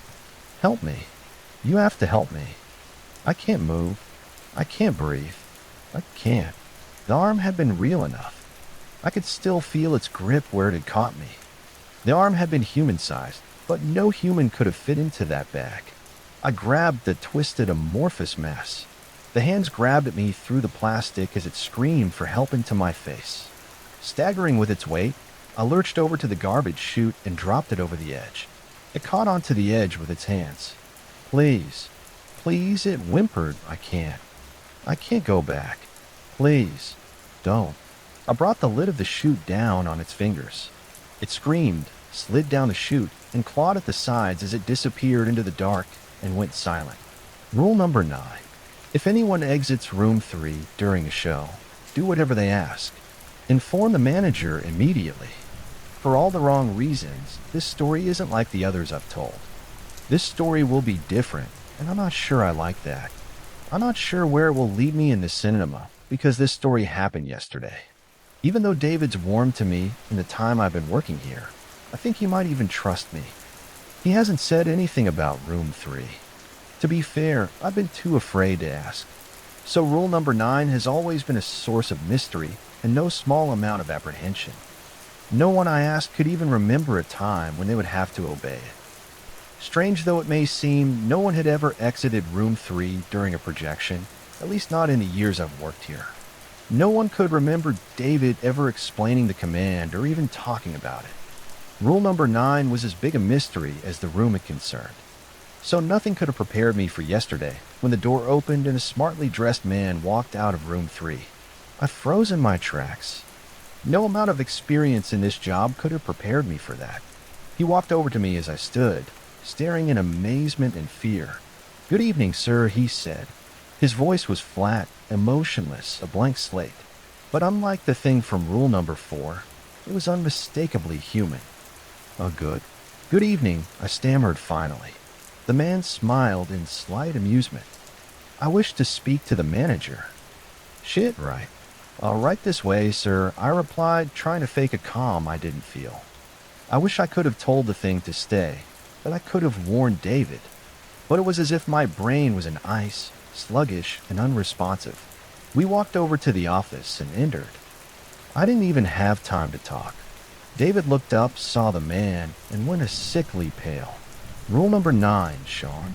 Yes, leave us. Please wait for me outside. I obeyed. Nothing could have made me remain in that room.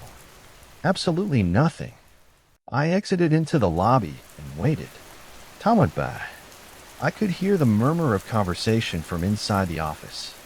Occasionally David's voice would rise in volume, and I swear that at one point I heard him weeping. It was half an hour until David opened the door and walked out. He was even paler than before, like all the blood had left.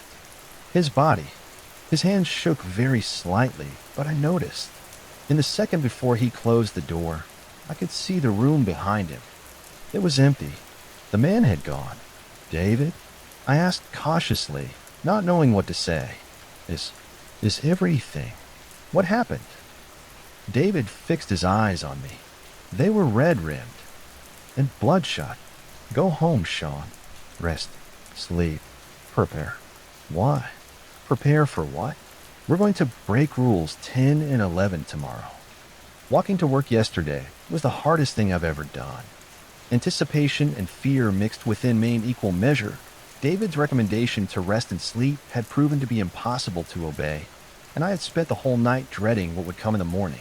When I came to work, I found the cinema empty. A sign at the entrance announced, closed temporarily due to equipment malfunction. David was already there. He sat in his unlit office, staring at the wall in silence. I walked in and stood at the door. I didn't have the courage to interrupt his thoughts. Eventually, he looked up. Sean, he said, his voice hollow. I'm sorry, my mind was somewhere else. He got up and walked over to me.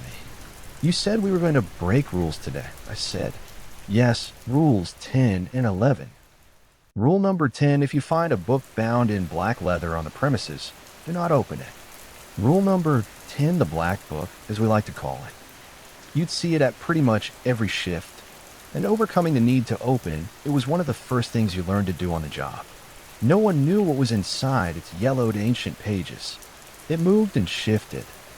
Mysteriously, you'd see it in the corner of the garbage room, propped up invitingly in the corner. You'd walk over to a room or to the office, only to see it first on the ground in the lobby, and then in the office itself, lying on David's table, as if it had always been there. We'd never even seen David open it. It seemed I was going to see that now. It took us an unusually long time to find the book. Searching first the office and the lobby and the rooms, we then returned in defeat, only to find it sitting on one of David's filing cabinets. He snorted derisively and went to pick it up. Its ancient-looking pages, yellow by time, crackled as he opened it cautiously. From where I was standing, I couldn't see the words within, and moved to look at them over his shoulder. David slammed the covers closed. Not yet, Sean. So, my temper flared. David, I don't know anything about what's going on. I don't know what we're here to do today, or why we're breaking 2 of our rules. I don't expect you to tell me everything, but you've got to give me something. My anger receded as quickly as it had risen. I realized this was, despite everything, my employer. David smiled wryly. There was a second silence. You're right, Sean. You deserve to know something. I'm sorry. After 15 years in this job, you begin to get used to not telling anyone more than they need to know. 13 years ago, I made a mistake, Sean. Room 3 tricked me by using my affection for someone close to me. I opened the room and almost brought disaster on us all. It's ironic. Only the sacrifice of the person I thought I was saving helped delay disaster. Delay? Yes, Sean. We borrowed time yesterday. That time ran out. Unless we act, Room 3 won't need anyone to open it anymore. It will escape. By itself. And I can't allow that. And the book. What is it? I guess you could call it a manual of sorts. The rules of the cinema are all in there. He looked down onto the pages again. I could tell his impromptu informational talk was over. I could be happy for even the little I had gotten. David turned some pages, scanning their contents, before pointing at a piece of the page and smiling to himself. Sean, I'm going to have to ask you to leave the room for a while. Just for a while. This shouldn't take long. I hesitated, but obeyed. Standing in front of the room, I could see David's shadow on the drawn blinds of his office window as he moved around. Suddenly, another shadow sprang up from behind him. They walked around until they stood face to face. Another joined it, and then another. Muted voices reached me. David sounded resolute and determined. The answering voices, many talking over each other at one time, were sharp but barely heard whispers, like the drawing of a knife across skin. The shadows gathered around David. He stood unmoving, his hands falling to his sides. The shadows leapt. They slid, merging with David's, and disappeared. Not waiting for a command, I ran into the office. I crashed through the door. David stood at his table, leaning on it tiredly and gasping for air, but he was unharmed. What the hell just happened? I asked. What the hell were those things? David chuckled to himself. I guess you could call them messengers or taskmasters. Could you please not talk in riddles for once, David? I said, exasperated that even now I was being kept on a need-to-know basis. I called out to something that shouldn't be called Sean. But this is a trying day, and desperate times call for desperate measures. Let's go. It should be arriving soon enough, and I'd hate to keep it waiting. He walked past me, still carrying the black book. After a second, I followed in mute frustration. Opening the door to the office, I saw what he had been talking about. The lady in black. If a woman in a black dress offers you a drink, do not accept. A woman stood before us. She was tall, taller than either of us, and her pale face contrasted with her deep dark hair. She wore a flowing midnight black dress. In her hands was a carved wooden goblet. I had encountered the lady in black before. She walked around the cinema often, stopping ushers every now and then to offer them a drink from her goblet. The liquid within was translucent and looked for all purposes like clear water. Somehow, I always doubted it was anything that harmless. Thankfully, she never forces a drink on us, making her one of the least dangerous things you could encounter here. When you refused, she would nod silently, understandingly, and move on. Now she was here. Will you accept my chalice? She said, almost whispering. Her voice was faint and unfathomably sad. I refused. It was almost muscle memory at this point, honed by dozens of encounters with her. But my words stuck in my throat when I realized she wasn't looking at me. She was talking to David. He was quiet for a second. I will, he answered finally. David, what are you? I began in confusion and panic. He cut me off. This has to be done, Sean. There's no other way we can stop what's coming. He turned back to the lady in black. It has been so long. She smiled faintly and passed him the cup. Drink. David took the chalice. He hesitated for a moment, wavering. His face hardened suddenly. He drank the cup quickly. Then he gasped, stumbled, and dropped it to the ground with a thud. He leaned on me heavily, and I almost fell over under his sudden weight. His face was a sickly pale. He coughed, and specks of red fell to the floor. You have paid the price, the lady whispered. I have, David replied, shaking with more bloody coughs. Now for your side of the bargain. Indeed. What is it you seek? She smiled sadly. I seek a way to halt room 3 from breaking free. David was choosing his words carefully. He only had one shot at this, I realized. The lady frowned. You will not like the answer, child, she whispered. Are you sure this is what you wish to know? I am sure, damn you, David whispered through clenched teeth. A thin red trail ran down the corner of his mouth. Tell me, the lady leaned forward to his ear. She whispered to him, words I hope I never have to hear. Then she straightened her back again. The bargain is complete. Farewell, David. She turned and walked away from us as if nothing had happened. She rounded a corner. Somehow I knew she wouldn't be there if I looked. David turned to me. Blood was now dripping from the corner of his eyes, too. The black book fell from his fingers. "David, what did you do? What's happening?" I stammered. "What did she tell you?" I had to lean forward to hear his reply, his voice weakening with every word. Go to the projection booth, Sean. Turn on all the projectors. Do it now. Quick." The command in his tone was absolute. I ran for the projection booth.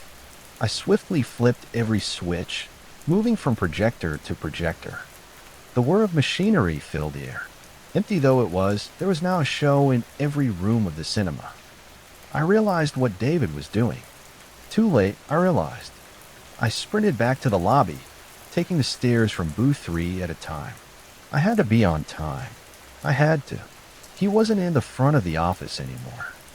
The black book lay open from when it had fallen to the ground, the only indicator he had ever even stood there. I ran over to it and looked around the lobby. Of course, David stood before room 3.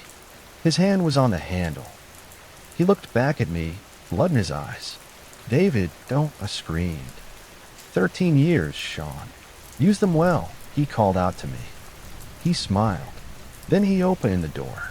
The darkness on the other side was absolute. A light stopped the second it hit the door frame. David didn't hesitate.